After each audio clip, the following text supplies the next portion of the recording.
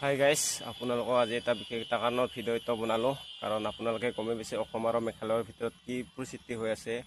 কাৰণ আমাৰ অসমৰ পৰা যোনবিলাক গাড়ী মেঘালয়ত ফুৰিব যাই আছে, তাহাঁতে কেনেকুৱা ধৰণে আক্ৰমণ কৰি আছে আপোনালোকে গমেই পাইছে, চাব পাৰে।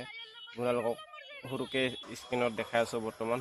মানে আমাৰ অকল অসমৰ গাড়ীখিনিকহে মানে বাচি তাহাঁতে কেনেকুৱাকৈ মাৰিছে, ক'লা ক'লা ড্ৰেছ পিন্ধি আহি কিনা আপোনালোকে একো মানুহকেইটাক ধৰিব নোৱাৰে। গাইজ কি ক'ম আৰু, মানে অকল আমাৰ অসমৰ গাড়ীখিনিহে এনেকুৱাকৈ ভাঙিছে, বেলেগ তাৰ মেঘালয়ৰ গাড়ীখিনিক ভাঙা নাই। আৰু বহুত দুখ লগা কথা হৈছে এইটো বৰ্তমান। তো আমাৰ অসমৰ মানুহখিনিতো মেঘালয়ৰ পৰা আমাৰ অসমত গাড়ী আহি না, আমাৰ অসমৰ মানুহখিনিতো সেনেকুৱা ভাঙিব পাৰিলে হয়। আমাৰ অসমৰ মানুহখিনিতো সেনেকুৱা নকৰে না। ताहते मेघालय सरकार को मैं अनुरोध करता हूँ, जो असम का लोग जो उधर घूमने जाते हैं ना, जगह देखने जाते हैं, उन लोगों को जाते सेफ्टी कर दो। और जो असम को लोग को इतना मारा है, गाड़ी फरा है, उन लोगों को जल्दी से जल्दी सजा मिलने चाहिए।